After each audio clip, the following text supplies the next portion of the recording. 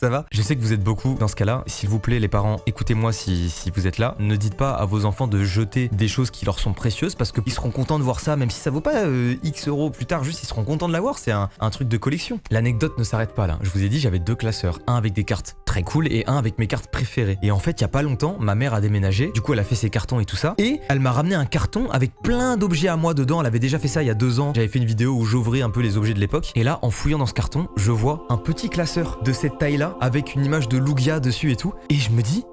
non, c'est mon classeur de l'époque, avec les cartes que je préférais et tout dedans. Là, mon cœur il s'emballe parce qu'aujourd'hui, moi, je recollectionne les cartes Pokémon. Bon, elles sont beaucoup plus récentes, mais je me dis, attends, c'est une dinguerie. Ça se trouve, il y a une carte que trop stylée à l'intérieur et tout. J'ouvre le classeur, messieurs dames. Dracofeu holographique set de base édition 1, cornet.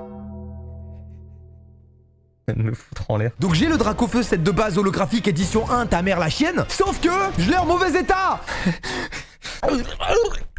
J'ai pété mon crâne parce que je la vois, mais elle est là, elle peut valoir 100 000 euros, mais non, parce que j'ai fait de la merde. C'est comme si t'avais un billet de 100 000 balles et qu'il était déchiré, du coup il est obsolète, il marche pas. Et c'est pas les seules cartes que j'ai dedans. J'avais un Tortank, mais il pue sa mère. Je sais pas, la carte elle a vieilli. Comme les tickets de caisse quand ça se désimprime là, parce que j'en ai pas pris assez soin, je sais pas ce qui s'est passé avec la carte. Je suis dégoûté. Donc voilà, si vous avez des objets de collection, des trucs, prenez soin de ça. Prenez soin de ça, on sait jamais, d'accord? Pour moi, faites-le pour moi.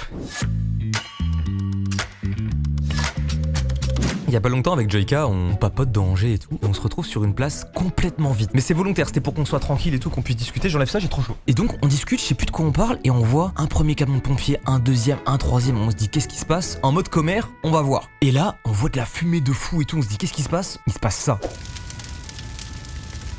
Une voiture qui a pris feu, qui a explosé, j'ai pas le contexte, mais en tout cas, feu de fou. On se dit, ouais, c'est quoi cette dinguerie et tout. Un peu plus tard, on croise des gens trop chelous dans la rue, on se dit, putain, c'est quoi cette journée trop bizarre? Genre, les gens dans la rue étaient tous bizarres, c'était trop chelou. Et puis, on se pose sur une place qui est vide, il y a personne. On se pose et tout, puis d'un seul coup, au loin, on voit un couple